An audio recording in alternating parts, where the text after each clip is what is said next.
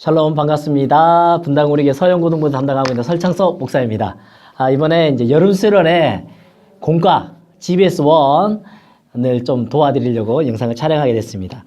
GBS1은 열왕기상 17장 17절에서 24절 말씀 되겠고, 제목이 믿음이 필요해입니다. 개역개정 본문으로 또 쉬운 성경 버전으로도 같이 읽어볼 수 있겠고요. 훅, 북, 룩, 툭 이렇게 공과가 진행이 됩니다. 첫 번째로 마음열기 훅인데요. 내 인생의 16강, 나에게 가장 소중한 사람, 물건 16가지를 작성해 보세요. 이렇게 쓰는 거예요. 이제 엄마, 아빠, 핸드폰, 연예인, 집에서 키우는 애완견, 등등등이 있겠죠. 이렇게 쓸 수 있겠죠. 16가지를 쓰는 겁니다. 다 썼어요. 다 쓰고 난 다음에 뭘 하냐면, 이 중에 2개를 지워보라는 거예요. 2개를. 우선순위를 정해서, 이 중에 다 소중하지만, 그 중에서 지울 수 있는 거 2개. 그 다음에 3개. 또 4개 막 지워보는 거예요. 막 지우다 보면 마지막에 이제 막 3개 남고 2개 남을 거예요. 그죠? 아니면 처음에 몇 개 지웠을 때, 처음에 2개 지우라 2개였는데 핸드폰을 지웠다든지, 노트북을 지웠다든지 하면 그걸 왜 지웠냐. 별로 안 중요합니다. 이렇게 나눔이 될 수 있을 것 같습니다. 마지막에 이제 3, 4개 남았잖아요. 3, 4개 남은 거를 중간에 점검하는 거예요. 너는 뭐 남았냐? 너는 뭐 남았냐? 이런저런 이야기를 하는 거예요. 그러다 보면 누구에게는 엄마가 남기도 하고, 누구에게는 애완견이 남기도 하고, 그런데 아빠는 없네? 이런 식으로 재미있게 이 16강을 진행해 보시면 재미있겠습니다. 그래서 몇 개 남았을 때 서로 나누기도 하고, 마지막에 최종 하나 남았을 때 그것까지 함께 이야기를 나누면 재미있는 나눔이 될 것 같습니다.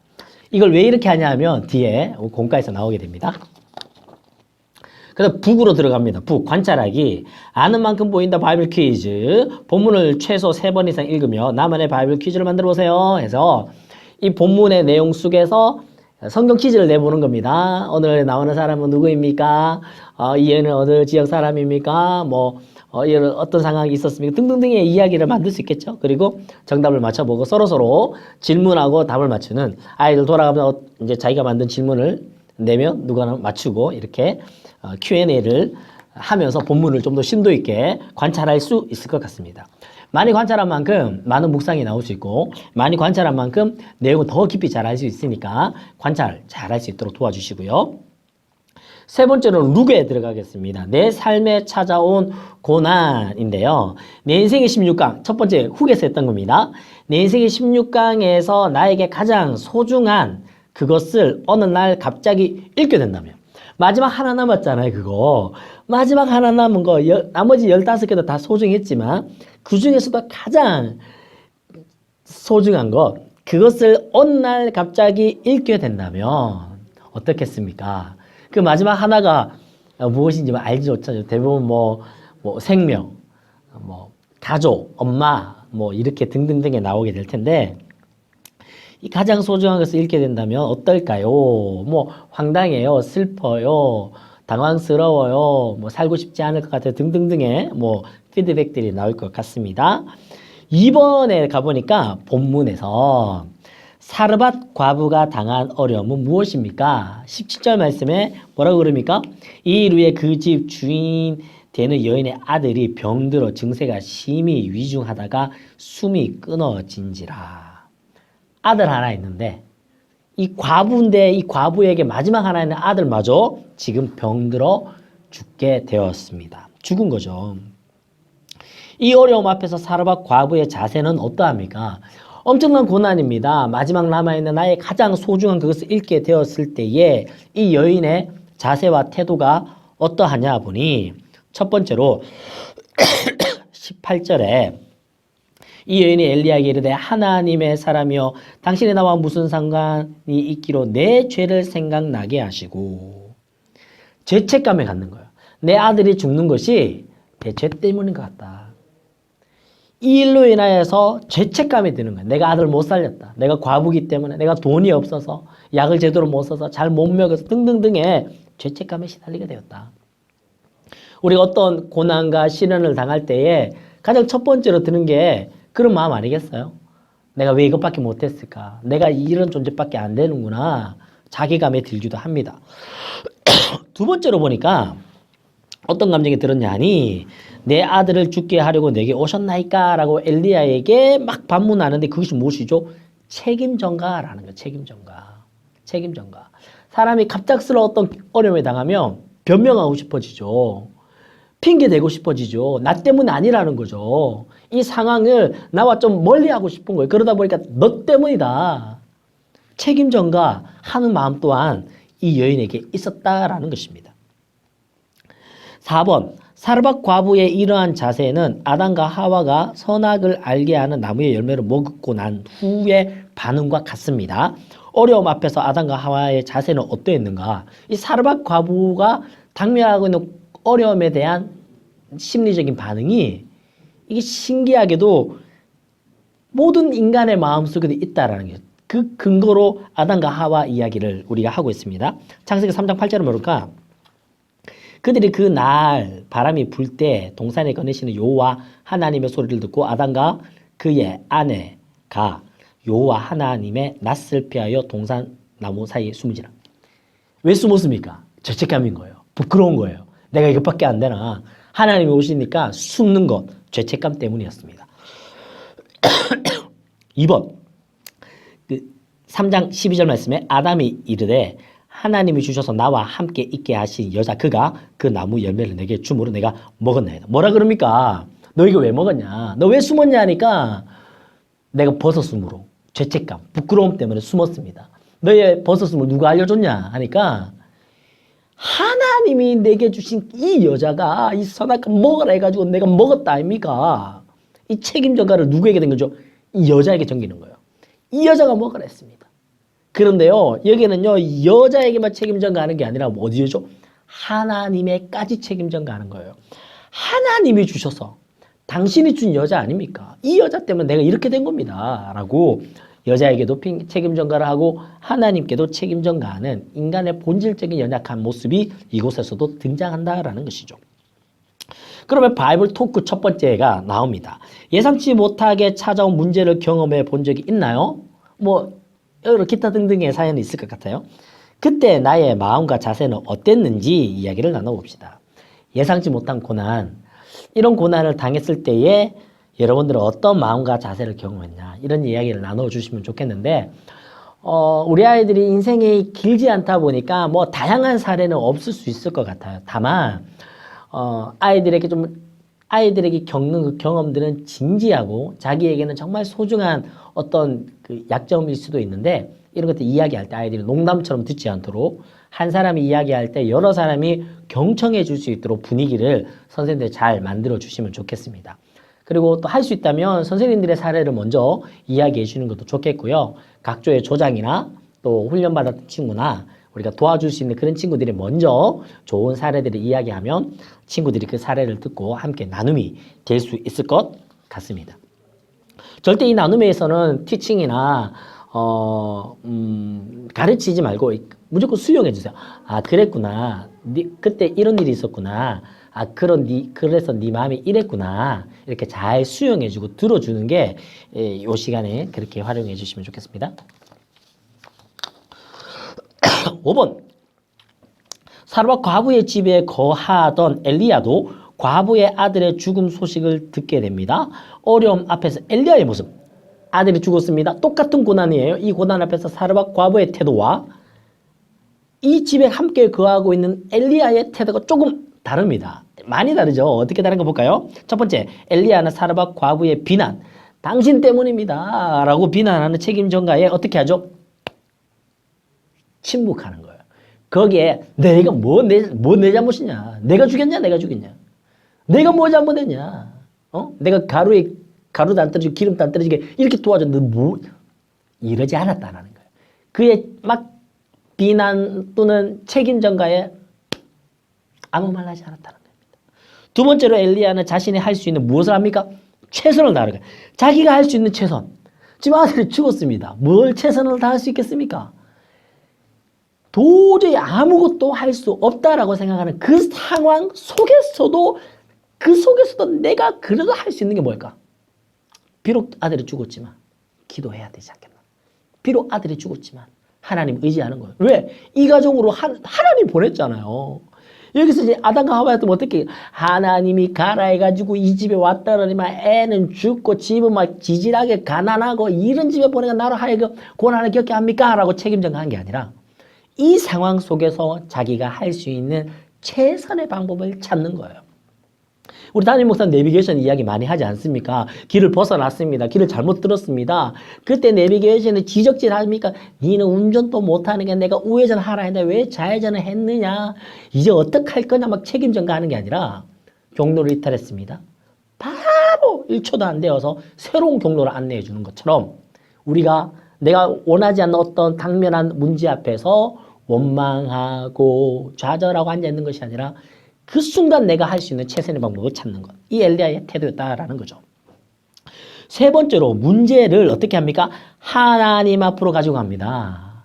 이 문제를 해결할 수 있는 게 뭐 변호사냐, 뭐 경찰이냐, 의사냐 이런 거 얘가 하지 않고 이 문제의 진정한 해결자 될 수 있는 하나님께로 이걸 가져가는 거예요. 하나님께로.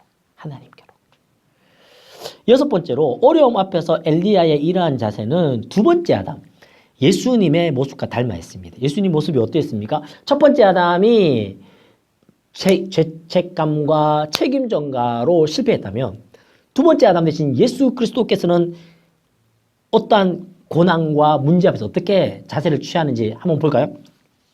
첫 번째로 마가복음 15장 60, 61절 말씀 보니까 이 사람들이 너를 치는 증거가 어떠하냐? 네, 침묵하고 아무 대답도 아니 하시거늘.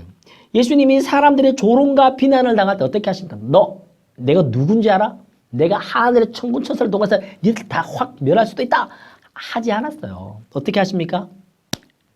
침묵하는 거예요. 사람들의 조롱과 비난에 내가 뭘 잘못했냐? 니들 말씀을 뭘 한다고? 니가 가면 내가 누군지 알아? 하지 않고 침묵했다라는 거예요. 두 번째로 마태복음 26장 2절 말씀에 너희가 아는 바와 같이 이틀이 지나면 유월절이라 인자가 십자가에 못 박히기 위하여 팔리리라 하시더라. 예수님은 자신에게 맡겨진 십자가를 어떻게 하시죠? 회피하지 않는 거예요. 자기가 져야 되는 십자가를 최선을 다해 감당하는 거예요. 이게 어디 쉬운 일이겠습니까? 이게 어디 가벼운 일이겠습니까? 고난이요, 아픔이요, 부끄러움이요, 수치요. 하지만 그 자기가 해야 되는 그 십자가를 최선을 다해 감당하는 거예요. 세 번째로 누가복음 22장 42절 말씀에 이르시되 아버지여 만일 아버지의 뜻이거든 이 잔을 내게서 옮기시옵소서 그러나 내 원대로 마옵시고 아버지의 원대로 되기를 원하나이다 하시니 예수님이 앞에 놓이는 그 문제를 어떻게 합니까? 원망하고 불평하고 새로운 대안을 찾는 것이 아니라 하나님께 이 문제를 가지고 하나님이라고 기도하며 나아가는 것입니다. 여기서 바이블 토크 두 번째가 나오는데요. 어려움 앞에서 사라밧 과부와 아담과는 달리 엘리야와 예수님은 전혀 다른 모습을 보여줬습니다. 그 비결이 무엇일까요? 비결. 오픈 질문이에요. 답이 없습니다. 선생님께도 답 없습니다. 사라밧 과부와 아담은 문제 앞에서 죄책감과 책임전가의 모습을 보여줬다면 똑같은 문제 앞에서 엘리야와 예수님께서는 침묵하고 최선의 길을 찾고 하나님께로 나아가는 그런 다른 모습을 보여줄 수 있었던 이유는 무엇일까? 그 차이점을 함께 나누어 보는 것입니다. 여덟 번째, 사르밧 지역은 바알 숭배의 본거지였지만 그 중심에서 엘리야는 하나님께 기도를 드립니다. 그리고 하나님은 그 기도를 들으시고 응답하십니다. 다음 22절을 완성해 보세요. 여호와께서 엘리야의 소리를 어떻게 하셨습니까? 들으심으로 그 아이의 혼이 몸으로 돌아오고 살아난지라. 그 기도를 들으시고 아이가 살아난지라. 할렐루야. 사르밧 과부는 이 사건을 경험하며 놀라운 고백을 합니다. 다음 24절을 완성해 볼까요? 내가 이제야 당신은 하나님의 사람이시요 당신의 입에 있는 여호와의 말씀이 진실인 줄 압니다. 라는 놀라운 변화가 일어나게 되었습니다. 8번 문제에서 우리가 들을 수 있는 교훈이 뭐가 할까요?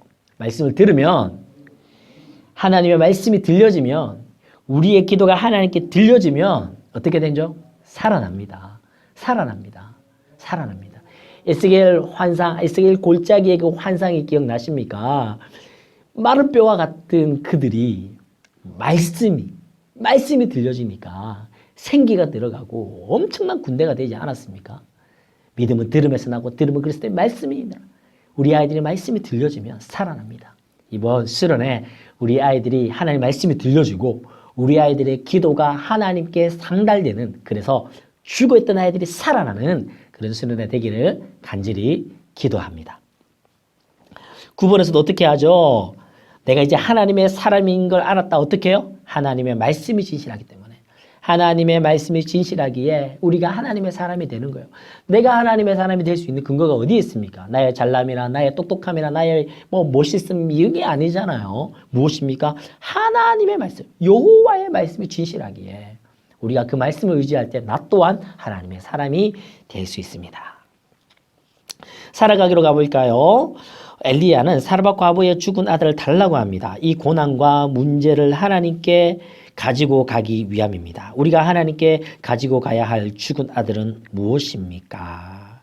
엘리야는 사르밧 과부의 죽은 아들을 달라고 합니다. 우리가 하나님께 가지고 가야 할, 내가 도저히 할 수 없고 죄책감과 책임 전가와 내가 도저히 손쓸 수 없는 그 죽은 아들, 우리가 하나님께 가져가야 하고 내가 침묵하고 최선을 다해서 하나님께 가지고 가야 할, 하나님만이 해결할 수 있는 그 문제, 그것이 무엇인지를 나누어보는 시간이고요. 두 번째로는 성경 공부의 결론으로 다음의 찬양이 우리 모두의 신앙 고백이 되기를 원합니다. 아래의 찬양 함께 부르고 기도합시다.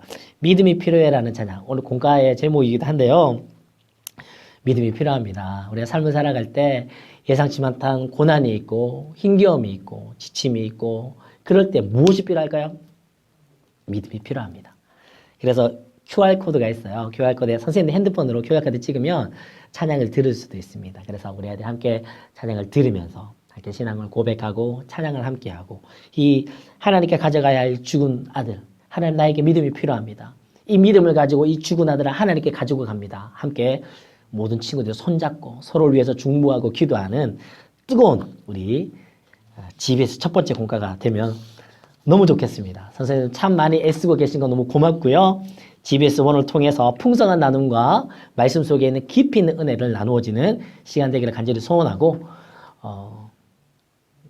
여러분 수련회 함께 기도하며 잘 준비하도록 하겠습니다. 너무너무 고맙고 너무너무 사랑하고 너무너무 존경하고 너무너무 감사합니다. 빛이 있어라.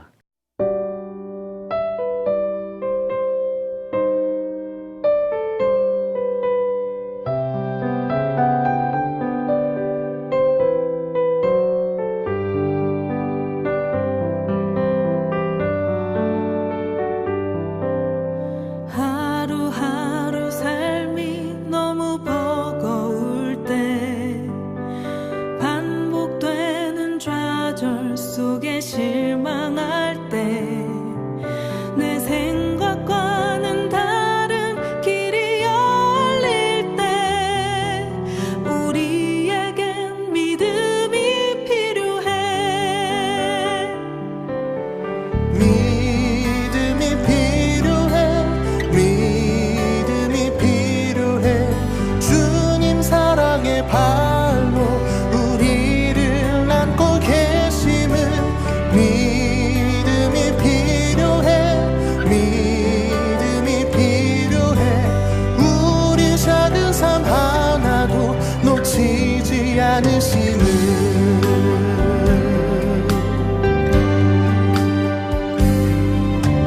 사랑하는 사람들을 잃었을 때 정든 곳을 등지고 부르심 따라갈 때